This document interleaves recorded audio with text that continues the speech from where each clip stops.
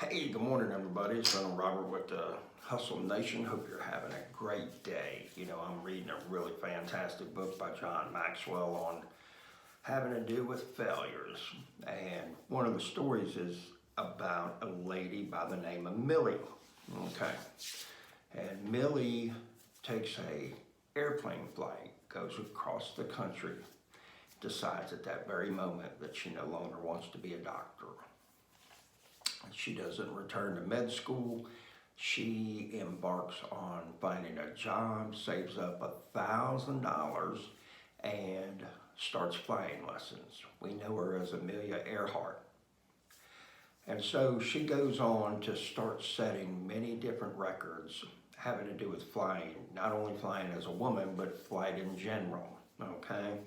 And the thing about it is that there was a number of crashes in her career over her lifetime, and she never stopped. She kept on going, okay?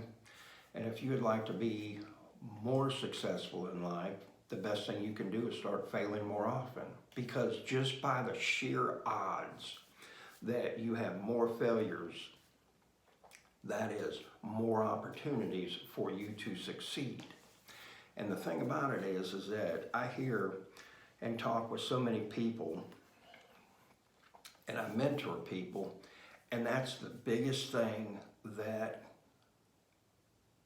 we find out is what's limiting them becoming more successful. And there's a number of things that happen that, and probably the biggest thing is that we don't want to look bad. We do not want to look bad in other people's eyes. We don't want to do those things that could produce great, stupendous, phenomenal results because we're worried about what we're going to look like in somebody else's eyes.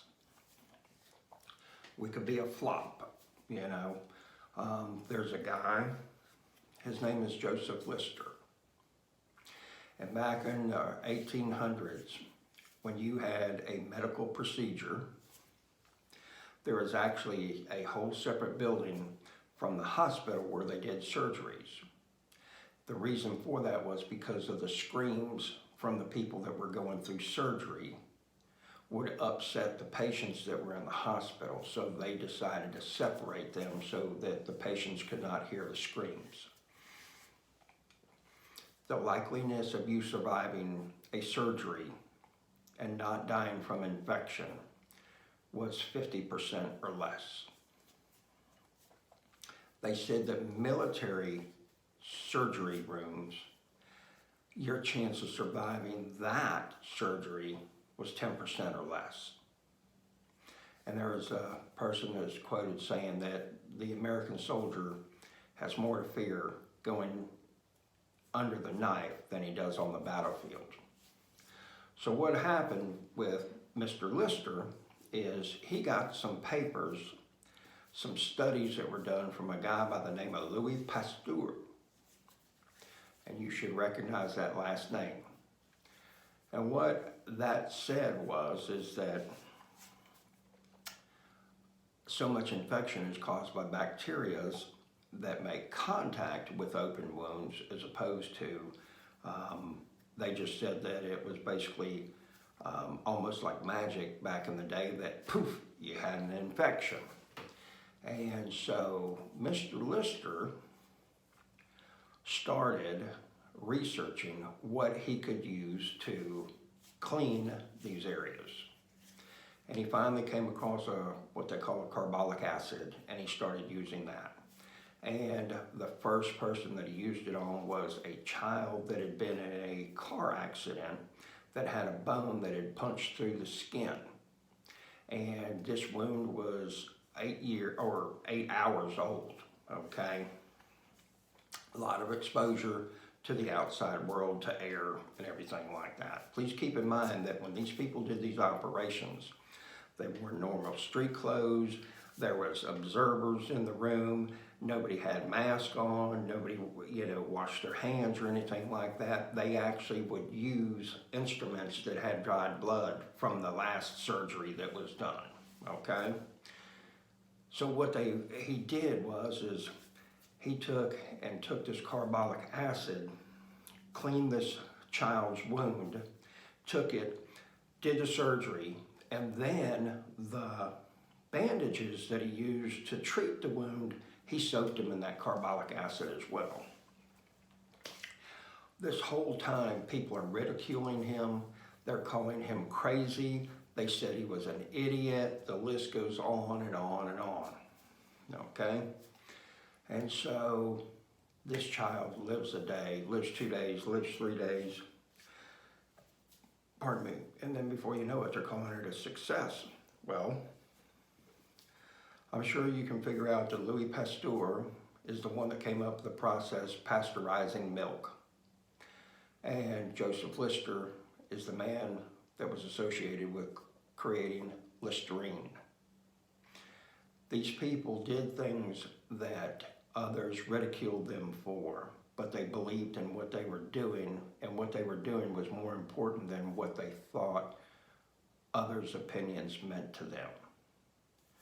And with what it is that you're doing today and going forward, ask yourself, what is it that I want to be doing, but I am fearful because of what others would think? What is it that they would say? You know, I got no idea. You know, those are questions that you're going to have to ask. You know, like with me personally, one of my things is talking with people about doing private loans, you know, for buying properties. And, you know, everybody was like, oh man, you know, I couldn't ask anybody and everything. It's an opportunity, you know. Not everybody can go out and find a place to invest invest their money, get a 7 to 8% return, and have something that is worth more than their initial investment the day they sign the line that guarantees that loan. You know, see, that's something that our whole life we're told you can invest in IRAs, you can invest in 401ks, you know, you can buy rental properties, but how many of you have ever been told you can be the bank? You can actually do mortgages. That percentage is so very small, and it's like when I talk to people about it, all of a sudden their mind just goes in like meltdown mode because they can't factualize or conceptualize that, you know what, you can actually be the bank, because it's such a foreign and abstract concept, okay? And I say all of this for success to happen, we have to become acclimated to going into a place where we've never been before, okay? Just the same as, you know, somebody said, man, it would be crazy to be able to take money and go, you know, from different places and you know, ship money across the water and do all these kind of things. You know, PayPal was created, and they were the pioneers of online credit processing and money transfer. You know, that was one of the very first, okay? Elon Musk made a killing. He sold that business, you know, and now he's got, what is it, SpaceX and Tesla, you know. People say, man, it'll never get to the point where, you know, you have electric cars. Guess what? There's an electric car with a charging station 2 doors down from my house. Okay, it's happening, you know. So the thing is learn to deal with it, become comfortable with change, don't worry about what others think, and have yourself a very wonderful day. And just remember, there's opportunities wherever we go. If you need me, reach out. My email's in the description. You know, I'll get back to you as soon as possible. Just give me a few days, please. Hope you have a great day. Take care.